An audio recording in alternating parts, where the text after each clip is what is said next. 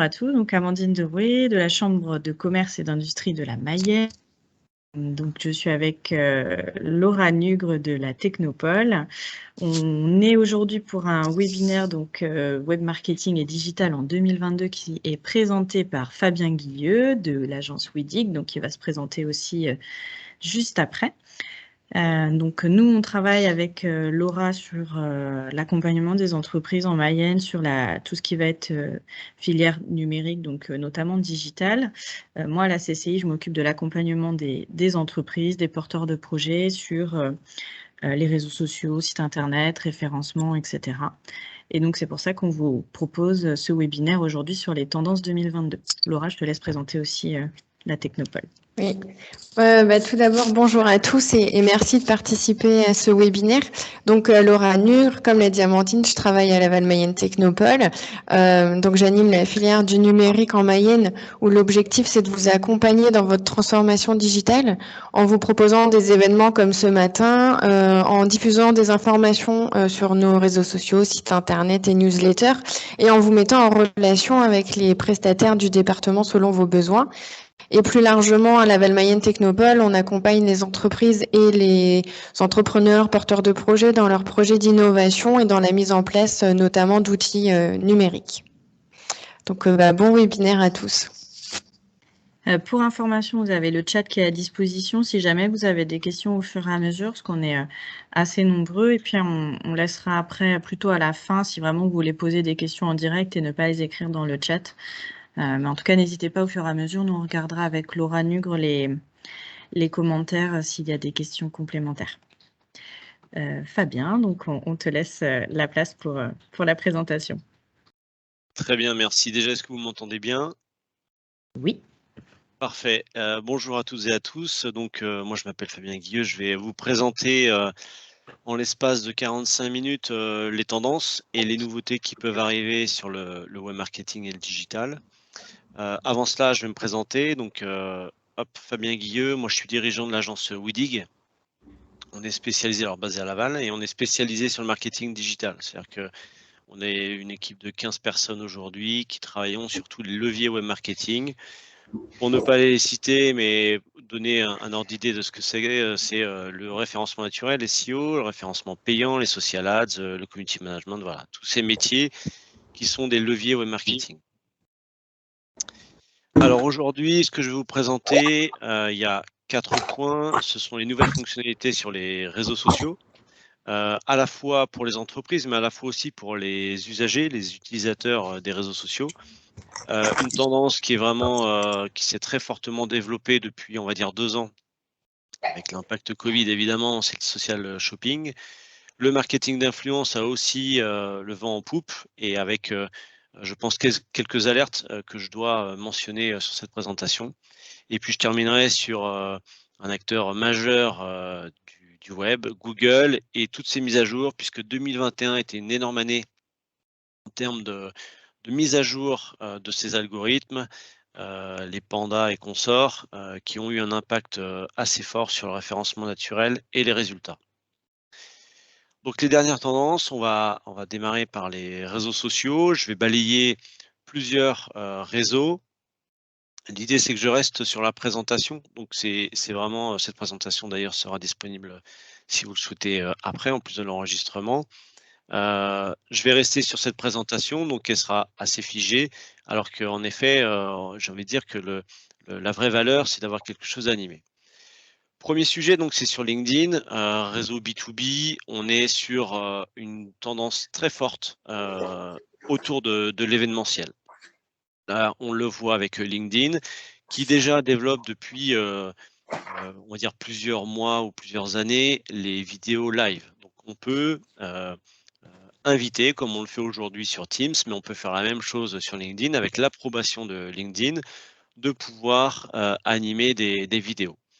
Pour aller plus loin et fort du constat que Clubhouse, qui est aussi un réseau social qui est arrivé en 2020, toujours des États-Unis, Clubhouse, c'était vraiment sur une logique d'audio, podcast, audio et de live. Ils ont vu que ça marchait très fort et donc ils se sont dit, on doit aller plus loin dans nos démarches de live et ne pas proposer que de la vidéo, on peut proposer de l'audio. Donc là, c'est pareil, c'est tout chaud, ça va arriver prochainement chez nous en France. C'est de pouvoir converser à travers la plateforme LinkedIn, de pouvoir créer des groupes de discussion autour de l'audio. Je parle de LinkedIn, je vais pas évoquer Twitter, mais Twitter est en plein boom aussi sur ce levier-là, puisque là, avec les élections présidentielles, il propose à tous les candidats de pouvoir créer des espaces, des sortes de salons pour pouvoir converser sur leur programme avec les internautes. Donc on est dans la même logique. Évidemment, la teinte du réseau social, c'est-à-dire LinkedIn, B2B, Twitter, plutôt parole d'expert, politique, journaliste, fait évidemment qu'on trouve sa place sur l'un ou l'autre des réseaux sociaux. La newsletter. Donc sur LinkedIn, jusqu'à maintenant, en fait, quand on était en mode créateur, donc un individu, vous et moi, quand on était sur LinkedIn, on pouvait activer un mode créateur. Ce mode créateur nous permettait en fait de publier des newsletters. Encore une fois, une parole d'expert, quelque chose qui est assez étoffé en termes de sujets travaillés, on pouvait publier sur son compte. Là, en fait, ils ont ouvert maintenant au monde de l'entreprise. C'est-à-dire que c'est la marque, la société qui peut publier une newsletter et sur laquelle elle va pouvoir toucher un certain nombre de personnes. Il y a un seuil pour accéder à cette offre-là, enfin à cette fonctionnalité, c'est le seuil de 500 followers, de 500 abonnés sur sa page pour pouvoir publier sur la newsletter. La stratégie là-dessus, c'est de pouvoir capter directement sur la plateforme une communauté d'abonnés et de ne pas forcément travailler la newsletter à partir d'une base d'adresse mail, mais plutôt à partir d'un compte LinkedIn. Donc ça, je veux dire, un recrutement, ça facilite un recrutement assez important à partir du moment où on cible bien ces contenus et où on est vraiment parole d'expert sur le domaine. Donc c'est un excellent moyen aussi de présenter les nouveautés, les évolutions, les fonctionnalités pour l'entreprise. Le recul qu'on a nous, c'est que sur la partie individuelle, vous et moi, donc quand on est sur un compte personnel, l'algorithme était assez dur, c'est-à-dire assez difficile d'avoir une portée intéressante en termes de newsletter. Par contre, on pense qu'ils ont fait des tests sur les profils individuels pour pouvoir apporter un peu de souplesse sur cet algorithme pour les entreprises et de pouvoir toucher plus de monde. Voilà, donc deux sujets LinkedIn. Vous voyez déjà que là, le contenu est encore une fois roi. L'un, c'est le contenu audio, l'autre, c'est le contenu écrit, mais les plateformes bougent pour pouvoir proposer en fait des fonctionnalités encore plus événementielles. Instagram. Donc Instagram, là, on n'est pas sur le monde de l'entreprise. C'est une évolution qu'ils vont proposer pour les utilisateurs. Donc, à titre perso, quand on est sur son Insta, de pouvoir avoir une sélection du feed. Aujourd'hui, on consomme le feed tel qu'il nous est présenté par Instagram. L'objectif là d'Instagram, alors, c'est de faire consommer plus de temps encore de la part des utilisateurs, évidemment, pour pouvoir derrière commercialiser des espaces publicitaires et donc du temps supplémentaire. Donc là, il y aura trois possibilités. La page d'accueil telle qu'on le connaît aujourd'hui, avec un algorithme par rapport aux affinités des sujets que l'on peut avoir. On aura aussi la possibilité de trier les favoris, c'est-à-dire tous les posts des comptes que l'on suit, sur lesquels on est favori, par défaut, il reviendra sur le compte. Je crois qu'il y a un clavier en ce moment qui pianote et dans le casque, c'est pas forcément très agréable. Si quelqu'un peut vérifier son micro, s'il vous plaît. Et dernière, troisième solution pour classer l'algorithme, c'est le following, c'est-à-dire tous les comptes que vous suivez.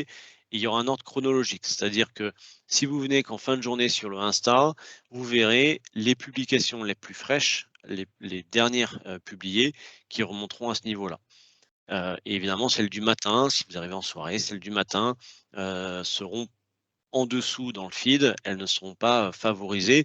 L'engagement ne sera pas forcément lié à la présentation ne sera pas liée à l'engagement, c'est-à-dire les likes, les partages et les commentaires.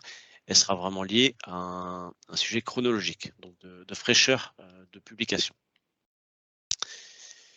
Autre sujet, on voit qu'on est aussi sur de l'événementiel sur Insta. Indirectement, je peux vous dire que toutes les plateformes sont en train de regarder comment elles évoluent, toutes les unes entre elles.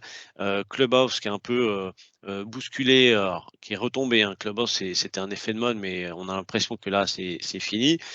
Les plateformes, par contre, se sont inspirées de leur format audio pour pouvoir apporter eux aussi des évolutions sur leur plateforme. Donc là, pour revenir à Insta, donc affichage des lives programmés, c'est-à-dire que sur votre page entreprise, vous pouvez directement publier, prévenir vos abonnés que vous allez organiser un live demain matin. Ce live, quand vous le publiez, il vient se rajouter comme l'écran du milieu. Si vous voyez ma souris ici, il vient se rajouter sur votre profil. Et il mentionne la date du live, le créneau du live. Et comme ça, vous pouvez, en cliquant dessus, avoir un rappel pour que demain matin, 1 heure avant, puis 10 minutes avant, vous puissiez être rappelé que j'organise un live à partir d'Instagram. C'est une fonctionnalité, encore une fois, sur de l'événementiel. Vous allez le voir tout à l'heure sur la notion de social shopping. C'est vraiment une tendance forte de pouvoir animer les communautés à travers des événements ciblés. Facebook. Alors Facebook a des évolutions, mais j'ai envie de dire c'est plutôt sur l'aspect publicitaire. Les évolutions sont d'ordre plutôt contraignante. La dernière en date qui nous impacte par exemple, c'est pour tous les professionnels de l'habitat, enfin de la maison, pardon, de devoir, on va dire, adapter leur publicité sur le média Facebook. Donc d'être beaucoup plus généraliste, d'avoir un peu moins de fonctionnalités disponibles pour pouvoir diffuser. Donc ça, c'est un impact sur la publicité. Un impact qui est quand même très intéressant que je vous présente à l'écran, c'est la partie actu. On le sait, Google et Facebook sont d'énormes plateformes, par contre, ils ne produisent aucun contenu. Donc, ils sont en permanence à la chasse au contenu généré par les internautes, mais aussi la chasse au contenu généré par des grands titres nationaux ou locaux. C'est là où, pour l'instant, notre application Facebook n'a pas évolué, mais elle devrait le faire dans les prochaines semaines. C'est de rajouter un onglet Actu, News, et dans lequel, en fait, tous les titres français, nationaux, 20 minutes, La Croix, Le Figaro et consorts, et aussi les plus locaux, donc pour nous, on va dire Ouest France, Corée de la Mayenne, pourront diffuser directement dans cette partie-là l'actualité produite par les journalistes. Encore une fois, c'est pour que Facebook se positionne dans le quotidien des gens. Aujourd'hui, il propose de l'actualité de nos proches, l'actualité de nos marques. Il propose un espace de boutique. Et donc là, il aura aussi l'actualité locale qui sera directement consommée sur la plateforme Facebook sans forcément aller consulter derrière l'information sur le site. Il faut savoir que pour les titres de presse ou les titres de médias, le Facebook est un axe très important, un canal très important d'acquisition. Et donc, en ayant une sorte de partenariat comme celui-là, on va voir si les marques continuent à pouvoir bénéficier d'une audience forte qui provient depuis Facebook, ou est-ce que le grand bénéficiaire sera Facebook, puisqu'il aura encapsulé le contenu de tous ces titres. En tout cas, une évolution majeure, puisqu'on va dire que sur Facebook, on aura quasiment l'intégralité de notre quotidien qui pourra être concentré sur la plateforme. TikTok, donc plateforme qui a une conquête d'internautes et d'installation d'applications très très importante. Je pense que vous la connaissez tous au moins de nom, vous n'êtes pas forcément dessus. On est sur un réseau social qui est en mode un peu décalé. Hein. On est vraiment sur le traitement de la vidéo. On est beaucoup dans le challenge de pouvoir voilà, animer des communautés à travers de la vidéo. On le voit là sur une version anglaise de la capture d'écran, For You, donc le pour toi. Aujourd'hui, ce n'est pas disponible, mais ça va l'être pareil très prochainement. On va pouvoir swiper, c'est-à-dire passer toutes les stories de l'une à l'autre, comme on peut avoir sur Insta, donc de pouvoir basculer simplement d'une story à une autre.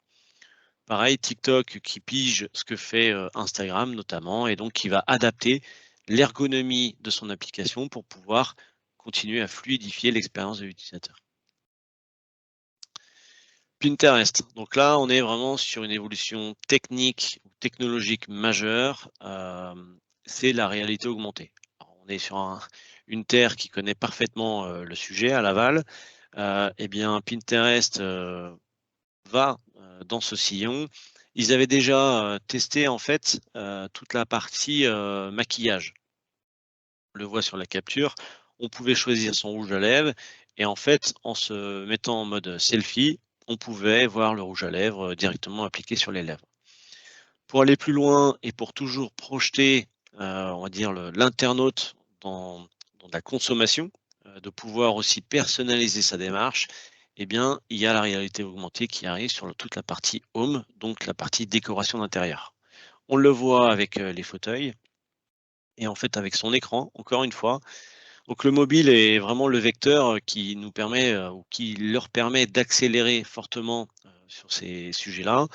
Chacun a son téléphone et donc en prenant l'objectif du téléphone, on a simplement à faire à lancer l'appareil photo, donc de visualiser la pièce dans laquelle on est et de positionner le fauteuil ou l'objet qui nous va bien pour pouvoir en fait se projeter en disant est-ce que cette couleur-là fera bien chez moi ou est-ce que j'en choisis une autre. Ça, c'est vraiment les prémices de ce qui va arriver. Vous avez sûrement entendu parler de Meta par Facebook. Donc, il a changé le nom de son groupe pour laisser place à Metaverse. On est vraiment dans cette logique aujourd'hui de réalité augmentée, de pouvoir projeter les gens sans qu'ils se déplacent en magasin, à consommer, à pouvoir visualiser ce que pourrait donner un achat au sein de leur quotidien. Donc c'est la même logique et on voit que Pinterest, qui a vraiment une tendance forte sur la déco et sur la mode, eh bien, continue dans cet axe-là pour pouvoir proposer ces fonctionnalités assez intéressantes. Sur les réseaux sociaux, je vais terminer avec Twitch. Alors pour ceux qui ne connaissent pas, c'est une plateforme qui a été rachetée par Amazon, donc ça pour le coup tout le monde connaît Amazon. Dans la politique d'Amazon, c'est vraiment d'acheter des titres. Alors, il a déjà de la presse, il a ce réseau social, mais il continue à investir pour pouvoir compléter son offre. Twitch, à la base, c'est vraiment un réseau social pour les gamers. C'est de la vidéo de joueurs qui vont jouer à Fortnite, qui vont jouer à Minecraft, qui vont jouer à FIFA, etc. Et donc, ça crée beaucoup de groupes. Et donc, dans ces groupes, il y a de l'engagement qui se fait puisqu'on va suivre, on va commencer à définir un influenceur sur cette plateforme et donc de pouvoir le suivre parce que c'est un super joueur. Twitch a explosé pendant le confinement et a commencé à se diversifier. C'est-à-dire qu'on n'était que sur des gamers et en fait, on s'aperçoit qu'il y a d'autres personnes qui viennent.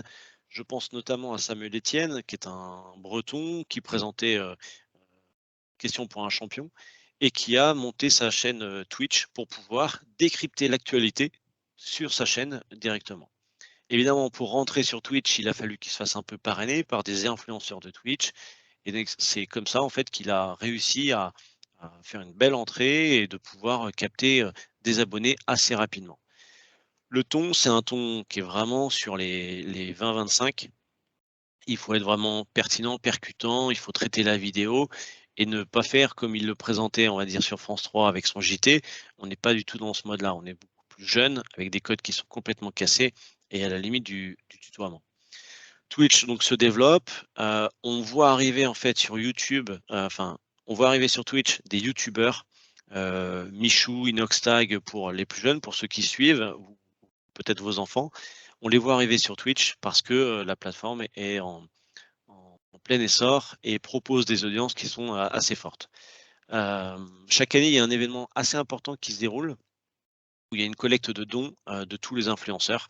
Elle a encore eu lieu en cette fin d'année et donc Twitch est devenu assez central et permet notamment de se développer avec des événements majeurs comme cela. Voilà, donc assez important. Pour l'instant, on est plutôt sur un couplage YouTube et Twitch, mais c'est une plateforme qui mérite d'être regardée lorsqu'on est sur le traitement de la vidéo. Voilà sur les évolutions, on va dire, fonctionnelles des réseaux sociaux. Je vais basculer donc toujours sur cette partie réseaux sociaux, mais sur une approche vraiment shopping, ce qu'on appelle le social shopping. Qu'est-ce que c'est? En fait, c'est une technique qui consiste à utiliser les réseaux pour pouvoir commercialiser, donc vendre les produits que l'on a pour soi, dans son magasin ou en fabrication. Une stat, 64% des utilisateurs ont effectué un achat via les réseaux sociaux en 2021. Évidemment, encore une fois, le Covid a accéléré la partie e-commerce de certaines professions, pas toutes, hein. Tout ce qui était billetterie, musée, spectacle, évidemment, c'était rendu à néant, c'était 0 et toute la partie voyage était rendue à 0. Malgré tout, dans le retail, beaucoup de commerçants, beaucoup d'annonceurs ont profité en fait du Covid pour pouvoir rapidement utiliser les réseaux comme un canal de vente et donc de faire la promotion de leurs produits. Il y a une stat qui dit que le shopping sur les réseaux sociaux génère 492 milliards à l'échelle du monde entier, milliards de dollars, sur cette année 2021, donc l'année passée, et qui devrait tripler en 2025. En France, la stat qui est donnée par la FEVAD, c'est la Fédération des e-commerçants, c'est 25% du chiffre retail en 2025. Personnellement, je pense qu'on sera plutôt à 30%, mais c'est eux les professionnels, donc je vais leur faire confiance. Mais voilà, c'est 25% en 2025 de toute la valeur retail consommée dans les magasins. Social shopping, si on doit donner un ordre de grandeur, Facebook évidemment numéro 1, 36 millions de comptes en France, donc c'est vraiment une grosse machine où il y a des gens qui sont pas forcément toujours actifs, mais ils y passent et ils regardent, ils consomment leur feed.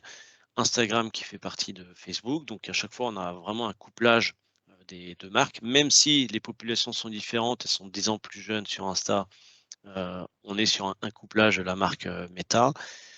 Snap, TikTok, Twitter, Pinterest et 21 Buttons. Bon, 2%, c'est pas énorme. Si je devais mettre une pièce, alors évidemment les gros acteurs, on les connaît, Facebook, Insta, mais moi je mettrais une petite pièce sur Pinterest qui a vraiment bien développé sa partie régie publicitaire. Et il faut avoir une régie publicitaire assez efficace pour faire du social shopping. Donc sur certaines thématiques, Pinterest est vraiment intéressante. On le voit nous dans nos comptes clients. On réalise du chiffre d'affaires directement depuis Pinterest quand on est dans la bonne thématique.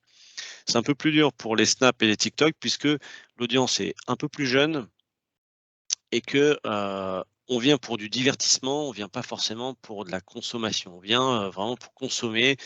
Vous voyez un peu le contenu, de la danse, des challenges, des choses comme ça, des photos éphémères ou des vidéos éphémères.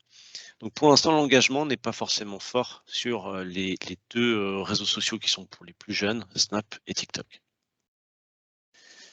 Alors, les plateformes qui utilisent le social shopping, eh bien, quasiment toutes ont une version shopping. Twitter a Live Shopping, Instagram a Instagram Shop, Pinterest, c'est le screen que vous avez, la capture d'écran que vous avez sur la partie droite, c'est Shop the Look et Facebook avait évidemment Facebook Shop. Donc tous proposent de pouvoir commercialiser directement ces produits depuis la plateforme. Donc ça a vraiment un intérêt fort. Entre deux infos de marque ou d'amis, on peut cliquer simplement sur la photo pour savoir quel est le nom du produit, combien ça coûte et d'avoir le détail en fait du modèle qui nous est présenté directement. Aux États-Unis, ils sont déjà passés au mode au paiement en ligne. C'est-à-dire que la plateforme enregistre directement le paiement sur donc le réseau. Là, ça serait en l'occurrence, ça serait Pinterest. Aujourd'hui, nous, on doit basculer donc du réseau social vers le site de la marque pour pouvoir réaliser la conversion, réaliser la transaction. Mais nul doute que 2022 sera sûrement un test pour les plateformes pour pouvoir essayer de faire la conversion directement sur la plateforme et de rétribuer une partie du chiffre. J'imagine qu'il y aura un commissionnement qui sera pris par la plateforme pour pouvoir réaliser le paiement. Ce qui est très important à comprendre, c'est que les audiences avec tous ces réseaux sociaux, elles ont continué à se développer. On consomme des heures et des heures chaque jour de réseau social. Maintenant, il faut savoir cibler à la fois par la thématique, parce que l'ADN du réseau social fait qu'on est plutôt sur la vidéo ou plutôt sur l'image. Et il faut réussir à cibler aussi parce que la communauté est plus jeune ou moins jeune. En fonction de ça, on va se concentrer sur 1 ou 2 réseaux sociaux. Et derrière, on va pouvoir proposer une expérience qui va être fluide, puisque quasiment sans sortir du réseau social, on va pouvoir réaliser la vente.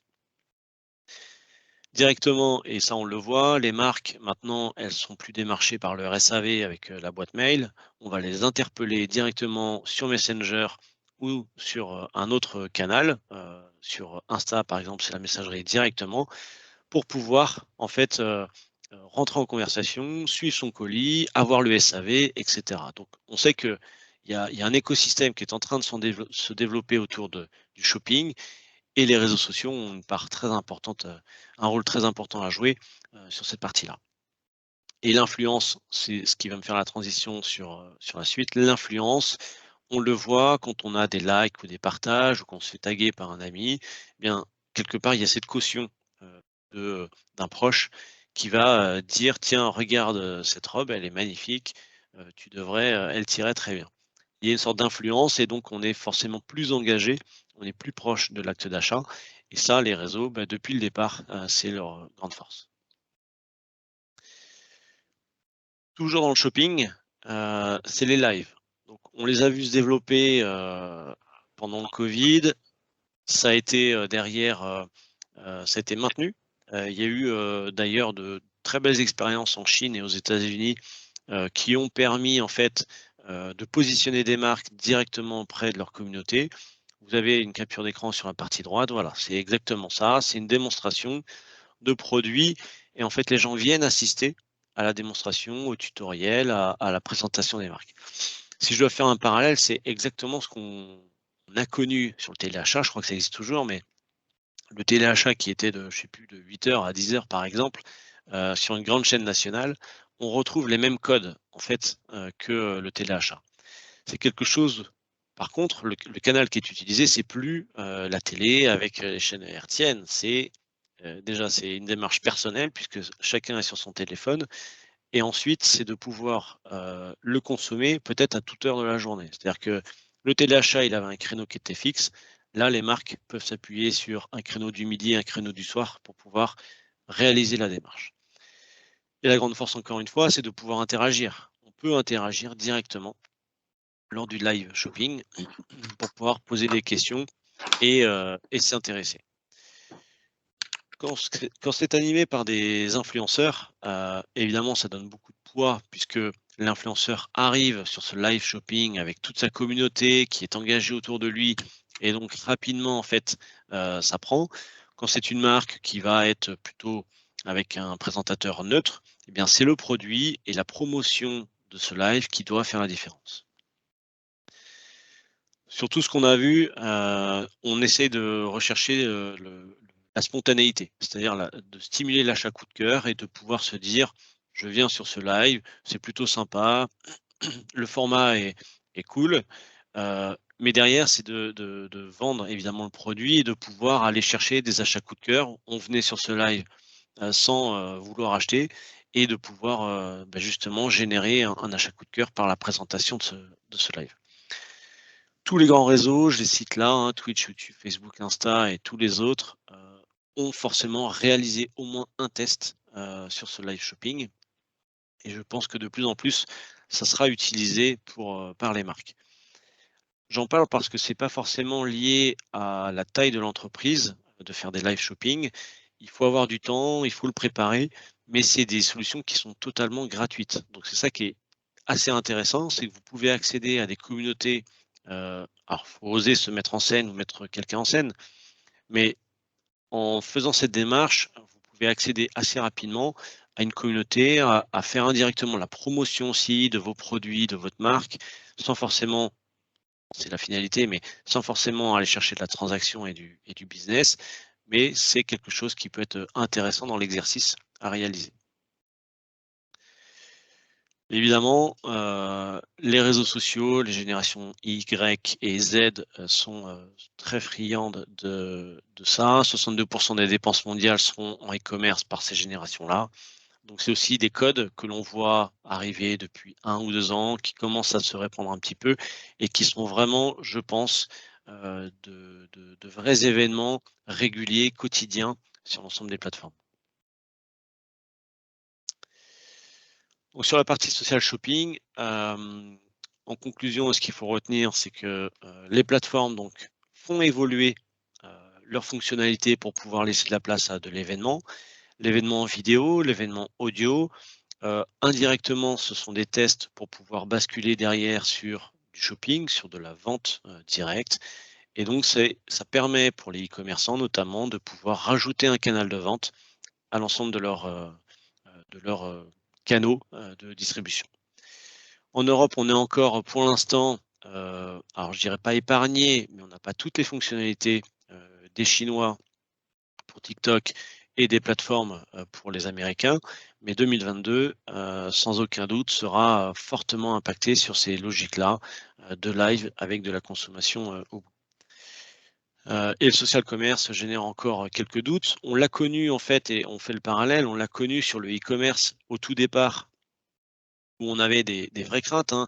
C'est vrai qu'aujourd'hui, ça paraît, fou, de se dire qu'au départ, personne ne voulait mettre une carte bancaire sur son écran parce qu'on ne savait pas où elle allait finir, comment elle était enregistrée. On a encore un peu cette approche-là, sur les réseaux sociaux puisqu'ils ne sont pas aujourd'hui référencés comme, vendeurs.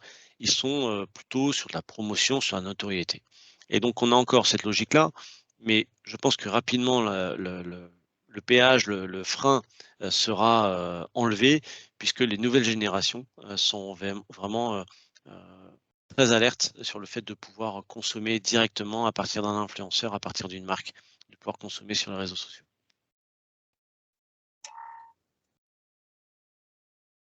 Alors pour terminer sur la partie, marketing d'influence, enfin réseaux sociaux et donc le marketing d'influence. Marketing d'influence, je pense que vous savez ce que c'est les influenceurs. Alors je vous ai mis 2 jeunes que sûrement beaucoup connaissent. Quand on a des enfants, c'est Swan et Néo. Alors là, ils étaient petits, depuis ils ont bien grandi. Mais voilà, des influenceurs, c'est ça. Ce sont des gens qui prennent la parole sur une plateforme. Donc à gauche, on a Insta et à droite, on a YouTube et qui vont, faire la promotion, heu, d'un produit qui leur a été, fourni par la marque. À gauche, on voit que c'est Afelou qui est en promotion avec, Madison et à droite, je pense que c'est un tapis de jeu, qui est, promu, donc plutôt pour les parents et pour les jeunes. Donc ça, le marketing d'influence, très fort développement, vraiment, très important, on va dire depuis, 3-4 ans. Toutes les plateformes, sont, évidemment dans ce phénomène. Alors ce qui pose problème d'ailleurs aux plateformes puisque, ils n'ont pas la main sur le business. Ils n'ont pas du tout la main sur les transactions qui vont se faire entre Afelou et Madison. Donc ça, c'est quelque chose, qu'ils vont essayer de régler, de normer, et de voir comment ils pourraient, eux aussi avoir une carte à jouer sur cette logique d'influence. En tout cas, vous avez des influenceurs de toute taille, les, nano-influenceurs qui font jusqu'à 10 000 followers, jusqu'aux gros influenceurs nationaux. J'ai cité, Michou et Inoxtag pour les plus jeunes, mais vous en avez, plein d'autres, les Squeezie et autres qui ont des communautés autour d'eux et dès qu'une marque prend la parole, évidemment, ça leur fait un éclairage, une projection très forte sur leur marque. Donc l'influenceur, il va prendre la parole. Il peut prendre la parole de plusieurs manières, soit simplement en story, soit il le fait en publication post pour que ça reste plus longtemps. Voilà, on va dire tous les formats peuvent être, imaginés. On a des influenceurs qui sont spécialisés, dans le déballage des produits, donc ils vont passer, 1/2 heure à déballer le produit avec les sons, avec les bruits et de débriefer leurs émotions à ce moment-là. On a vraiment, de tout. Pour nous, on va dire, plus locaux, on a aussi des influenceurs locaux. En Mayenne, on a, des influenceurs et des influenceuses qui ont des spécialités, sur de la mode, sur de la rénovation de maison, sur, des produits, made in France. On a beaucoup d'influenceurs et dans tous les territoires. Ce qui est intéressant, c'est de pouvoir se rapprocher d'eux et de voir quel est l'échange possible. soit c'est simplement un coup de pouce parce que la personne veut nourrir, l'influenceur veut nourrir son fil de produits qui sont dans ses valeurs, et donc ça peut être simplement un échange de bons procédés, soit la communauté est plus importante, la personne veut en faire son business, et donc là, il peut y avoir un échange monétaire ou un échange de produits pour pouvoir en fait commercialiser ou influer sur sa communauté. Il faut faire attention parce que sur la partie influenceur, on l'a vu sur certains de nos dossiers clients, il y a des influenceurs qui se disent influenceurs, mais qui n'ont pas des communautés qui sont engagées. Je ne dis pas que c'est la généralité, c'est peut-être que 15% des influenceurs, mais certains ont acheté des fans, évidemment, qui n'étaient pas forcément sur le territoire français et qui vont se faire passer pour un important influenceur alors que l'engagement est de 0, puisque c'était un achat de fans. Donc elle va faire valoir le fait qu'elle a 50 000 abonnés sur son compte, mais quand on regarde l'engagement de ses publications, ça va être un engagement qui va être assez faible, de 0,5 ou de 1%, alors qu'il faudrait plutôt être au-dessus de 2 à 3% pour pouvoir avoir une communauté qui soit vraiment engagée auprès de la marque. Donc si vous lancez une démarche auprès d'influenceurs, assurez-vous de la qualité de la communauté. Il vaut mieux une plus petite qualité, une plus petite communauté qui soit bien engagée, plutôt qu'une grosse communauté et qui derrière ne répond pas du tout. Pareil, sur les résultats qu'on aperçoit sur le marketing d'influence, il y a vraiment 2 types. Il y a aucun impact. J'ai fait une campagne d'influence. Je n'ai eu aucun impact sur mes ventes, sur mon nombre de fans, et d'autres où ça passe même sur de la vente et sur un certain volume de vente avec un chiffre d'affaires à la clé. Donc il faut aussi préparer de ce côté-là la démarche. Il faut savoir vos forces, vos valeurs, le contenu que vous pouvez proposer, jusqu'où vous pouvez aller négocier un produit ou un chèque pour pouvoir s'assurer derrière d'un vrai retour. En tout cas, on retrouve sur les influenceurs ce qu'on a connu dans la com il y a peut-être 20 ans. On avait trois termes qui étaient souvent utilisés dans la com. C'était le paid, donc le fait de payer. Là, on serait plutôt sur du social ads. Le owned, c'est tout ce qu'on possède, c'est-à-dire son site internet, sa page, ses comptes sociaux. Ça, c'est le owned. Et le earned, c'était le fait de faire dire, d'avoir un référent et de se faire parrainer pour faire dire à quelqu'un que nos produits ou nos services étaient de qualité. On retrouve exactement la même logique sur les réseaux avec les influenceurs qui ont ce rôle qui était le earned d'hier. Top 3 des réseaux, YouTube, 90% des internautes découvrent de nouvelles marques dessus. Insta, 80% des internautes emploient Insta pour des produits. 55% des utilisateurs achètent un produit après en avoir vu le post qui en parle. Ça, c'est aussi important dans l'analyse. S'il y a des e-commerçants ce matin, il va y avoir des actions. Vous allez lancer des actions sur les réseaux sociaux. Les réseaux sociaux ne sont pas forcément le levier qui va vous faire la conversion, c'est-à-dire la transaction, le paiement. Il va y avoir derrière peut-être des recherches qui vont être faites sur le produit. Il y a peut-être au moment où l'internaute est exposé, il n'a pas forcément le temps ou il n'a pas sa carte bancaire pour pouvoir acheter. Mais il faut avoir, on va dire, ce parcours d'achat en tête en se disant je stimule sur les réseaux sociaux, mais celui qui va être enregistré comme le levier qui fait la conversion, ça peut être plutôt le référencement naturel, le référencement payant ou le fait de connaître la marque et de venir directement sur son site. TikTok, donc 45% des marketeurs utilisent TikTok. Alors moi, je pense que c'est évidemment une stat nationale, mais je pense que c'est surtout sur des gros acteurs, puisque aujourd'hui, il faut avoir la capacité à produire un contenu qui correspond au code de TikTok. Et l'engagement, plus 130% d'augmentation de sponsors sur TikTok dès que l'on est sur de l'influence. Voilà. Ce qu'il faut retenir, c'est pas forcément les chiffres parce qu'ils évoluent évidemment très souvent. Les marques qui vont sur les réseaux sociaux ont aussi une capacité à produire du contenu. C'est plutôt de se dire, si je dois aller sur un levier, une plateforme, laquelle je choisis. Et vous avez une partie des réponses à l'écran. Alors, dans les petits bémols, je voulais parler de Nabila quand même. Alors pas pour Nabila, mais parce que ce marché de l'influence, c'est un marché qui est encore peu normé et sur lesquels il faut faire attention à tout ce qui est publié. Elle a été condamnée en juillet 2021 à 20 000 € d'amende parce qu'elle a fait une publication sur les crypto-monnaies. Alors déjà, elle n'a pas précisé que c'était un partenariat qui était rémunéré.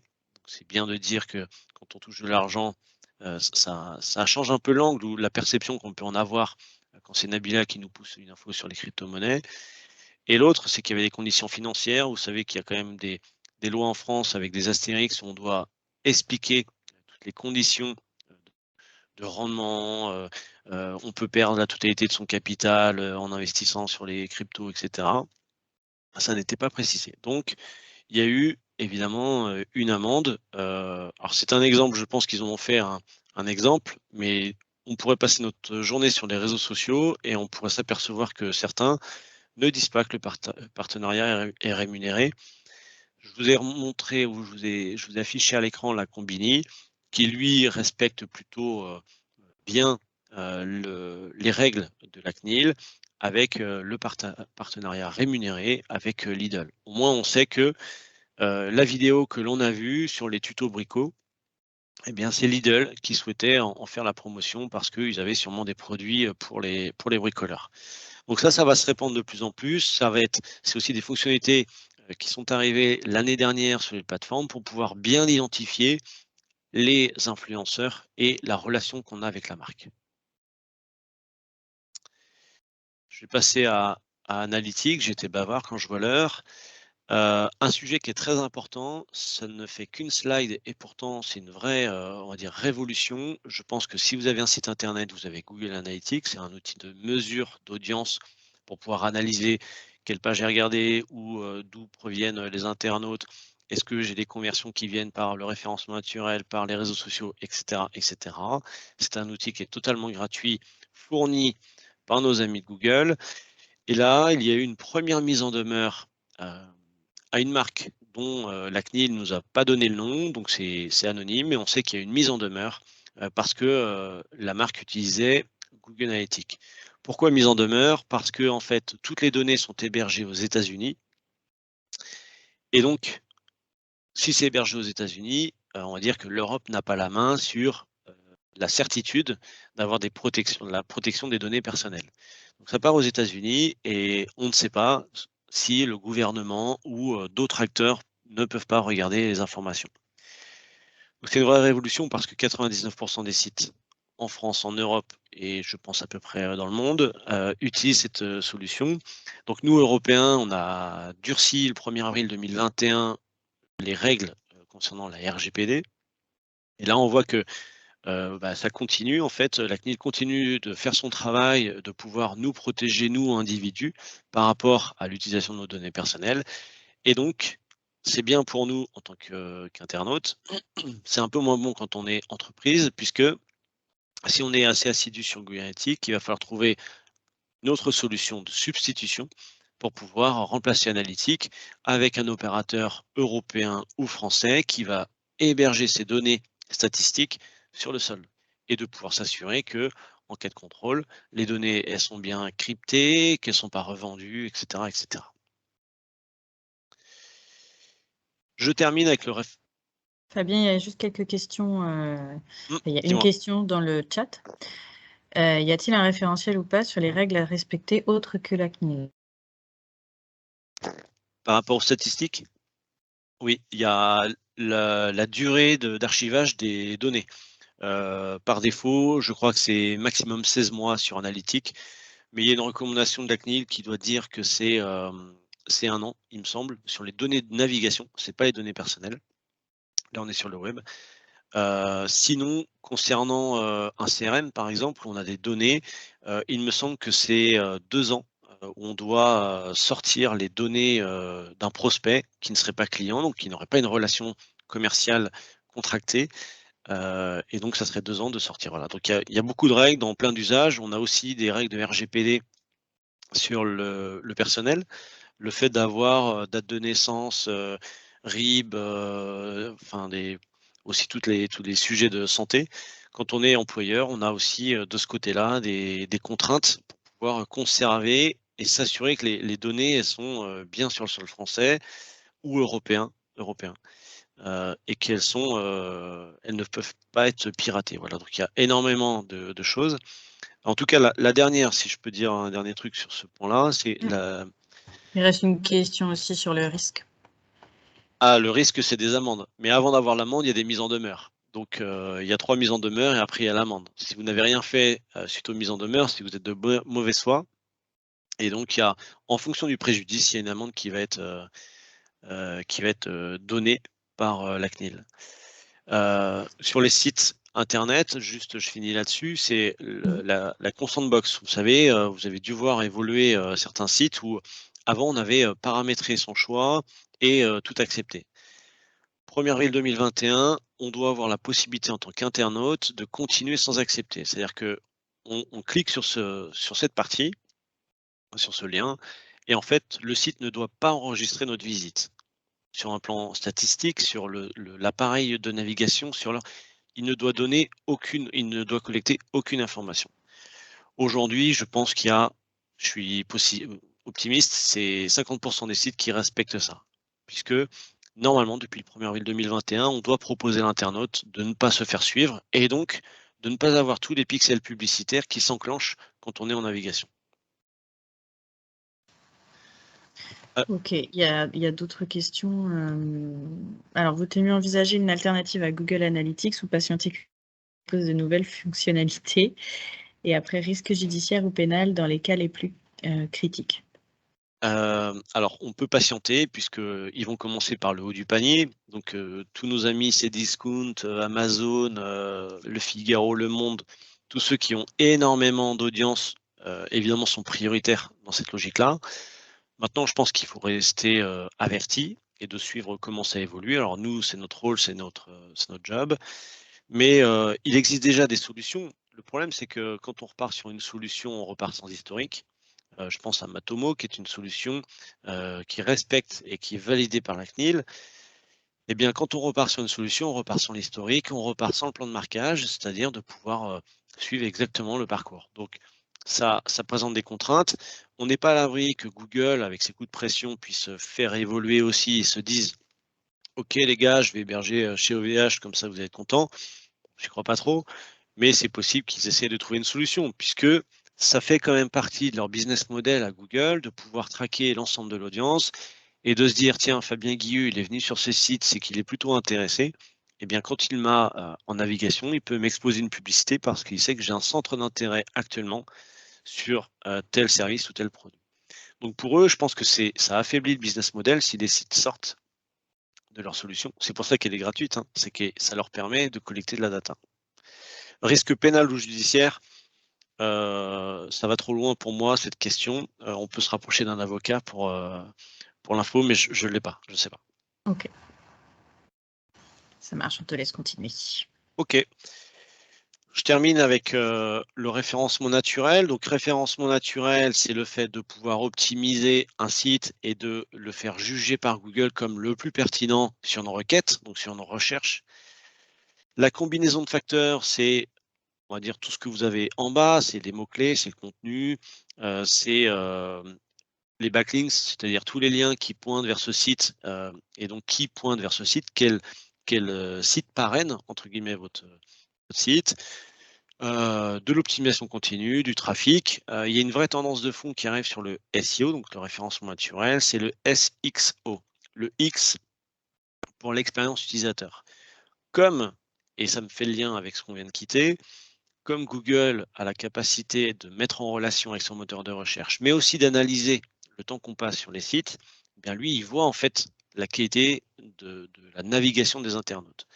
Si un internaute vient sur un site et qu'il y passe que 10 secondes, il a regardé une seule page et il ressort, il va juger que l'expérience utilisateur elle n'est pas bonne et que sa mise en relation elle est ratée parce qu'il aurait dû consommer plus de temps, consommer plus de pages. Donc de plus en plus, on fait attention évidemment à optimiser le site, mais aussi à regarder comment on peut faire passer du temps, à faire s'engager un internaute en passant un appel, en téléchargeant un livre blanc, en remplissant un formulaire, en consommant 10 pages, parce que ça va venir aussi créditer toute la démarche de référencement naturel pour Google. Pour faire simple, Google, avant on disait il y avait des requêtes, ok, tout type de requête.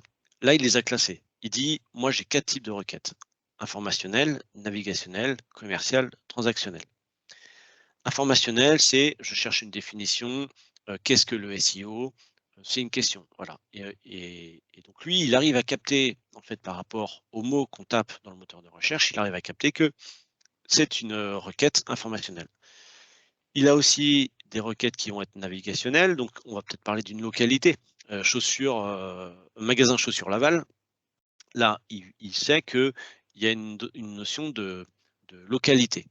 On peut chercher une marque, on peut chercher un site web, on peut chercher un logo, quelque chose qui est très précis. Et en fait, lui, il sait que c'est juste une mise en relation. On sait déjà ce que l'on cherche.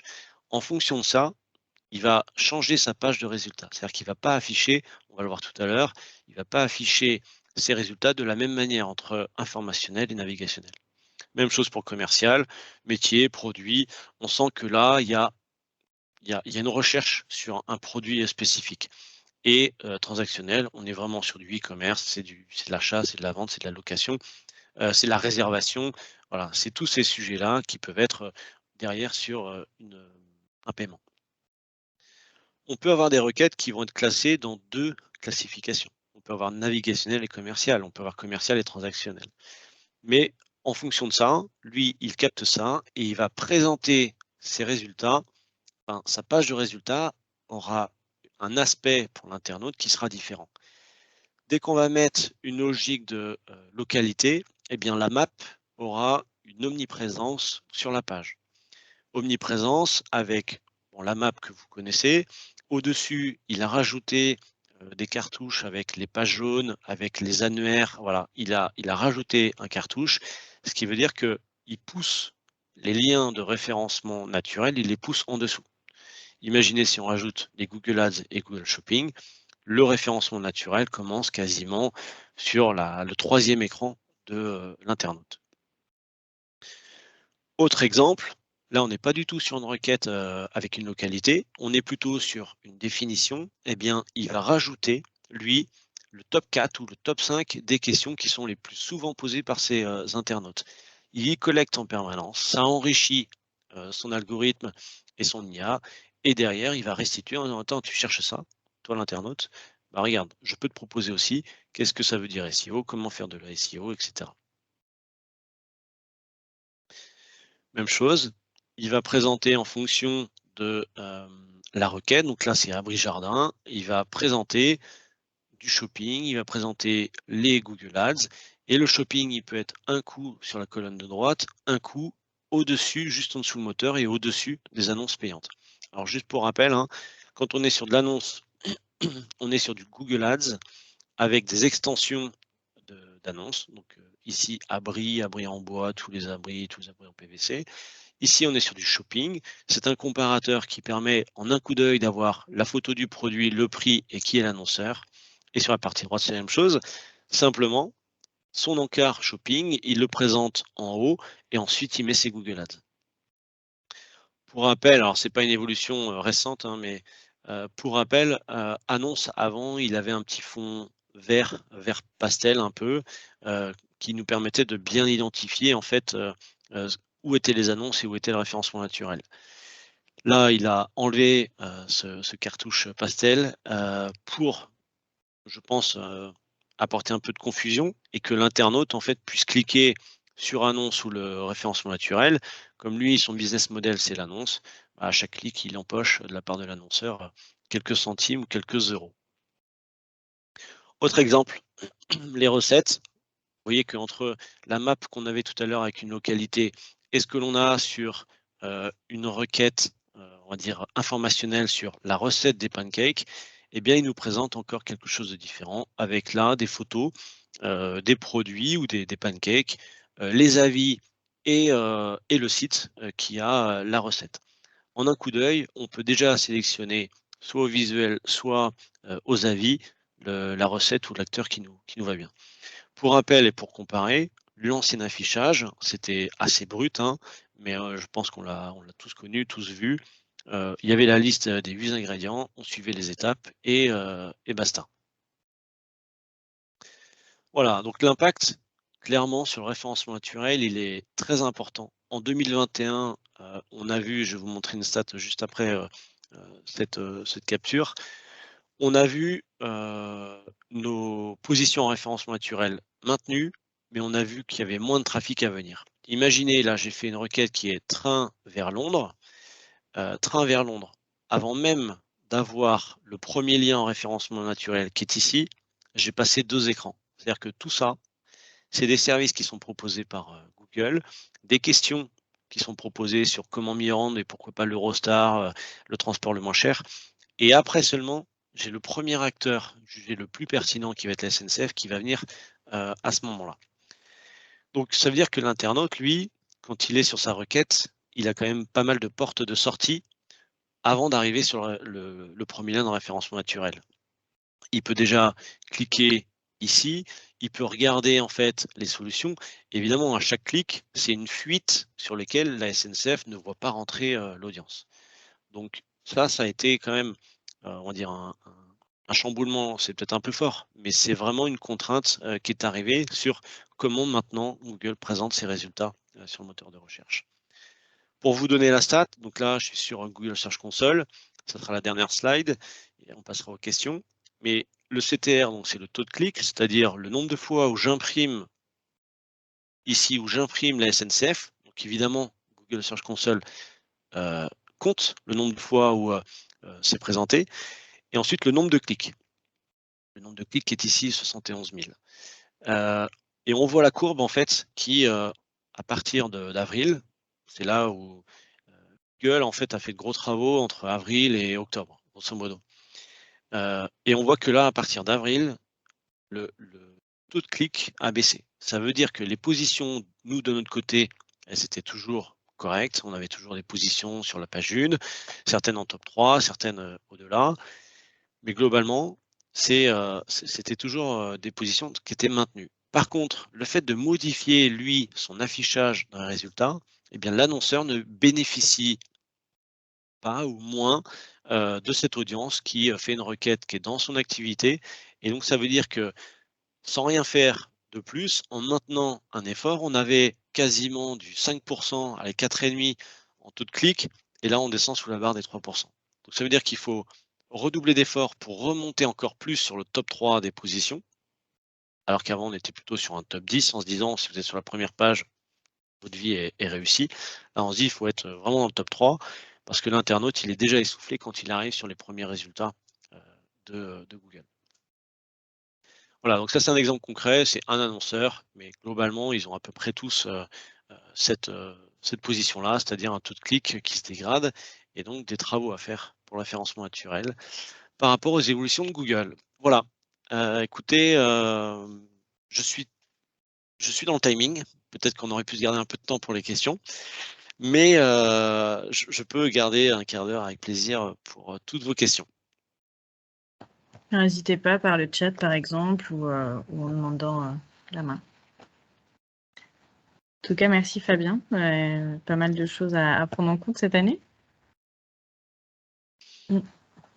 Et encore, ce n'est que le début. Je pense qu'on aura pas mal de choses encore d'ici 6 mois. Surtout sur les réseaux sociaux, on sent qu'il y a une vraie démarche des plateformes pour se positionner et de pouvoir capter de la valeur. Donc, ça sera intéressant de suivre comment elles évoluent. Il y a quelques questions. Alors, est-ce qu'il y a des influenceurs en Mayenne, par exemple? Est-ce qu'il existe un répertoire des influenceurs par localisation et ou produit?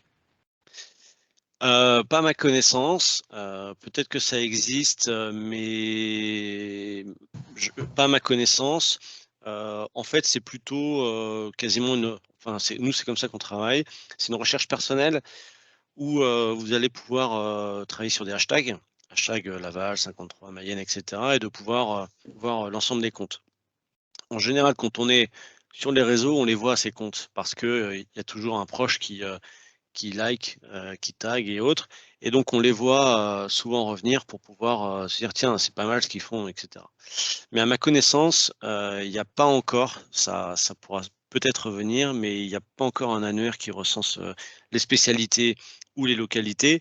Par contre, il y a des agences ou des plateformes qui regroupent les influenceurs. Donc, si vous voulez être en relation, vous en avez, je pense, au moins une dizaine qui, eux, ont fait un travail de recenser, de crédibiliser les influenceurs et donc vous pouvez entrer en contact avec eux. Évidemment, il y aura un pourcentage qui sera alloué à la plateforme si vous travaillez avec un influenceur. OK, merci beaucoup. Et ben écoute, on n'a pas d'autres questions, donc je vais couper l'enregistrement. Merci beaucoup Fabien. Ah, il y a une dernière question. Bonjour, dans une requête navigationnelle, est-ce que la plateforme Waze a une utilité?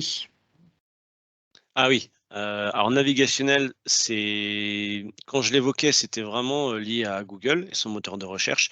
Navigationnel, je l'entends Waze avec une navigation, donc là, c'est de la mobilité. On pourrait utiliser le terme de navigationnel, mais je vais plutôt utiliser le terme de mobilité pour, Waze. Ça a du sens. Aujourd'hui, il y a une vraie rupture de canal, quand on utilise Waze. Je m'explique. Vous faites une pub, donc il y a 3 types de pubs. Il y a des pings, il y a des encarts publicitaires, donc du display sur Waze. C'est difficile aujourd'hui, de voir l'impact qu'a cette publicité Waze, donc on le travaille plutôt sous forme de notoriété en disant: «Tous les gens qui sont, en train de bouger vers la Bretagne ou vers, Paris, vous leur présentez vos points de vente». C'est bien d'avoir un maillage commercial, ou un maillage de points de vente, donc plutôt sur des enseignes. Rupture de canal parce qu'en fait, vous êtes en mobilité et après vous allez, dans un restaurant, Buffalo parce que vous avez vu: «Ah ouais, tiens, on pourrait s'arrêter chez Buffalo». Ils font pas forcément le lien. Même si la géoloc peut être activée, ils font pas forcément le lien, entre, oui, ça vient de notre, publicité ou ça vient pas. Donc moi je dirais, c'est plutôt l'intérêt de Waze, c'est notoriété pour montrer un maillage, sur des temps, de mobilité. Là on sort des vacances scolaires, il y avait sûrement du sens à présenter des norotos, des haltes avec, des jeux pour les enfants, voilà. Une démarche autour de ça, mais sans avoir un ROI qui soit facile à traquer.